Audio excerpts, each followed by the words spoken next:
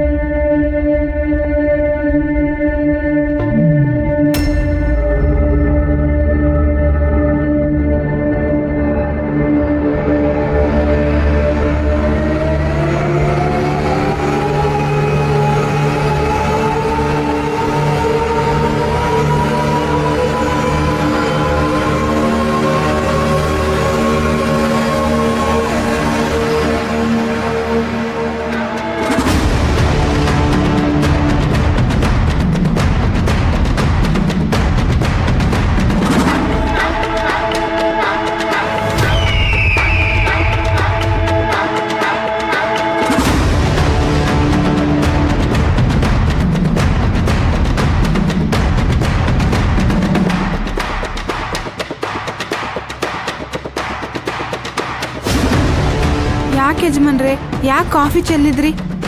ನನಗೆ ನಿಮ್ಮ ಅಮ್ಮವ್ರ ಮೇಲೆ ನಂಬಿಕೆ ಇಲ್ಲ. ಕಾಫಿಗೆ ವಿಷ ಹಾಕಿದ್ರೆ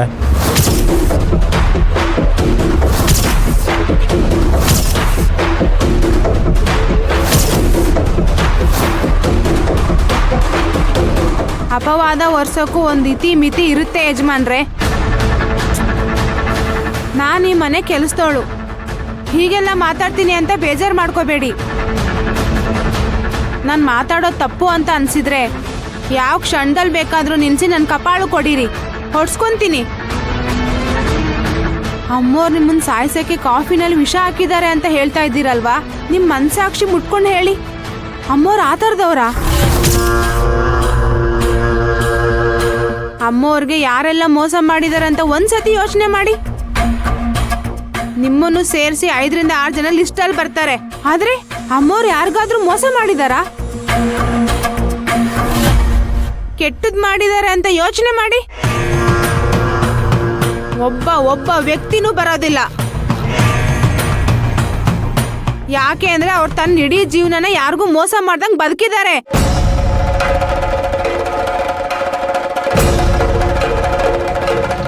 ಯಾರಿಗೂ ಯಾವತ್ತೂ ಕೆಟ್ಟದ್ ಬಯಸ್ತೋರೇ ಅಲ್ಲ.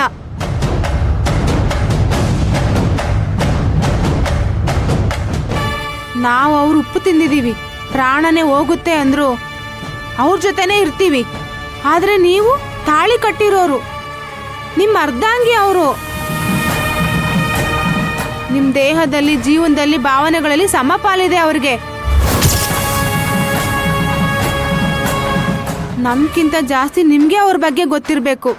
ಅವ್ರು ಮಾಡಿರೋ ತ್ಯಾಗಗಳನ್ನ ಒಂದ್ಸತಿ ನೆನ್ಪು ಮಾಡ್ಕೊಳ್ಳಿ ಯಜಮಾನ್ರೆ.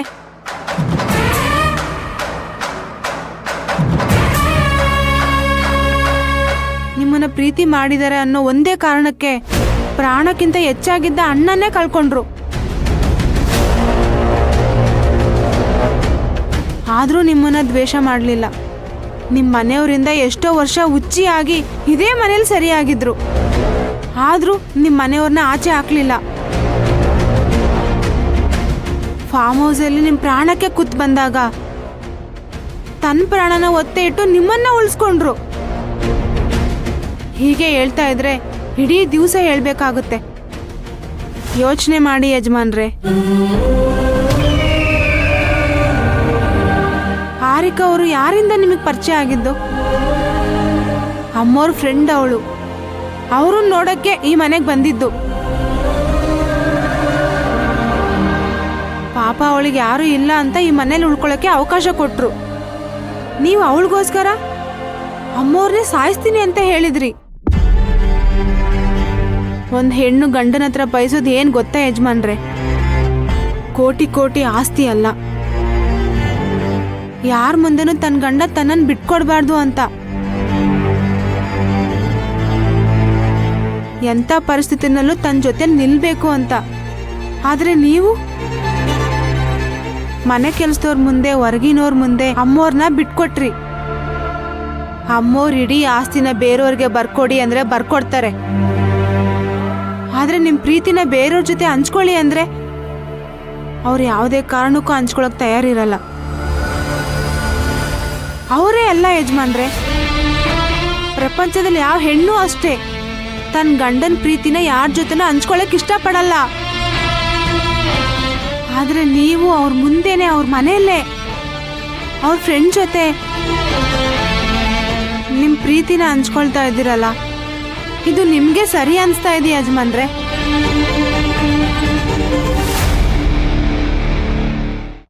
ನಾನು ಮಾತಾಡಿದ್ ಸರಿ ಅಂತ ಅನ್ಸಿದ್ರೆ ಇದ್ರ ಬಗ್ಗೆ ಯೋಚನೆ ಮಾಡಿ. ತಪ್ಪು ಅನ್ಸಿದ್ರೆ ನನ್ನ ಕ್ಷಮಿಸ್ಬಿಡಿ ಯಜಮಾನ್ರೆ.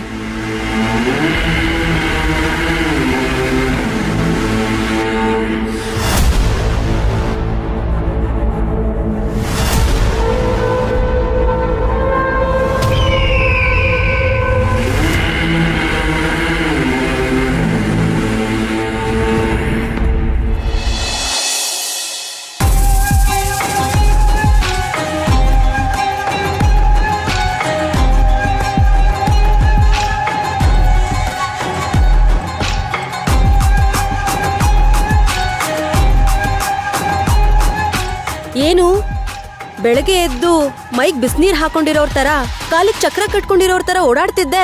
ಏನಿವತ್ ಶೋರೂಮ್ಗೆ ಹೋಗಲ್ವಾ? ಸ್ವಲ್ಪ ಗಿರಿಕಾಗಿದೆ, ಅದಕ್ಕೆ ಇವತ್ತು ಹೋಗಲ್ಲ. ಹೋಗಲ್ಲ ಅಂದ್ರೆ ಇವತ್ ಹೋಗಲ್ವಾ ಅಥವಾ ಯಾವತ್ತೂ ಹೋಗಲ್ವಾ? ಏನಿದು? ಏನ್ ಗಲಾಟೆ ನಿಮ್ದು? ನೋಡೋಣ, ಇವನ್ ಯೋಗ್ಯತೆಗೆ ಅದ್ಯಾವ್ದೋ ಸಣ್ಣ ಮನೆ ಮಾಡ್ಕೊಂಡಿದ್ದಾನೆ. ಇಷ್ಟು ದೊಡ್ಡ ಮನೇಲಿದ್ದು ಹೇಗಣ್ಣ ಆ ಗೂಡಿಗೆ ಹೋಗ್ಬಿಟ್ಟಿರ್ಲಿ ನಾನು? ಅದು ಅಲ್ದೆ ಇವನು ಕೆಲ್ಸ ಬಿಡೋ ಮಾತು ಬೇರೆ ಆಡ್ತಾ ಇದ್ದಾನೆ. ಯಾವ್ದಾದ್ರೂ ಬಿಸ್ನೆಸ್ ಮಾಡು ಅಂದ್ರೆ ಅದೂ ಆಗಲ್ಲ ಇವನ್ ಯೋಗ್ಯತೆಗೆ. 20,000-30,000 ರೂಪಾಯಿ ತಗೊಂಡ್ ಬರ್ತಾನೆ, ಅದ್ ನನ್ ಮೇಕಪ್ಪಿಗೂ ಸಾಕಾಗಲ್ಲ. ಇವನ್ನ ತಗೊಂಡೋಗಿ ರಾವಣ್ ಜೊತೆ ಬಿಟ್ಟಿದ್ದೆ ಅಣ್ಣ. ಅವನ್ ಜೊತೆನಲ್ಲಿದ್ದಾಗ ಸ್ಮಗ್ಲಿಂಗ್ ಮಾಡಿದ್ದ. ಒಂದೇ ಒಂದು ಡೀಲಿಗೆ 1 ಕೋಟಿ ಕೊಟ್ಟಿದ್ರು ಗೊತ್ತಾ? ಅದನ್ನ ಇವನ್ ಎಲ್ಲೋ ಬಚ್ಚಿಟ್ಟಿದ್ದಾನೆ. ಕೇಳಿದ್ರೆ ಹೇಳದೇ ಇಲ್ಲ, ನಾಟಕ ಮಾಡ್ತಾನೆ. ಎಲ್ಲಂತೆ ಆ ದುಡ್ಡು? ಹೇಳ್ತಾ ಇಲ್ಲ ಅಣ್ಣ. ಅದು ಮೋಸ ಮಾಡಿ ಸಂಪಾದನೆ ಮಾಡಿರೋ ದುಡ್ಡು. ಅದರಲ್ಲಿ 1 ಪೈಸಾ ಕೂಡ ಮುಟ್ಟಲ್ಲ ನಾನು. ನಂದಿನಿ, ಸರಿಯಾದ ಜೋಡಿನೇ ಹೊಡ್ಕೊಂಡಿದ್ಯಾ. ಹೋಗಿ ಹೋಗಿ ಖಾಲಿ ಪಲಾವ್ನ ಲವ್ ಮಾಡಿದ್ಯಲ್ಲ. ನನ್ಗಂತೂ ಹಣ ಇಲ್ದೇ ಇರೋರು ಹೆಣದ ತರ ಕಾಣಿಸ್ತಾರೆ.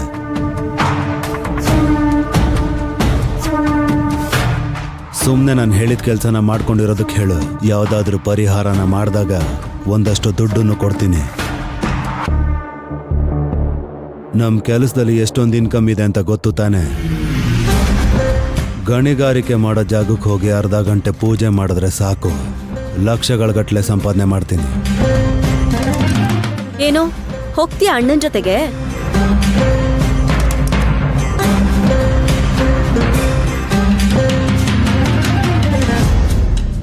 ದುಡಿದ್ರೆ ನಿಯತ್ತಾಗಿ ದುಡ್ಡು ತಿಂತೀನಿ. ಆದ್ರೆ ಇಂಥವ್ರ ದುಡ್ಡೆಲ್ಲ ನನಗ್ ಬೇಕಾಗಿಲ್ಲ.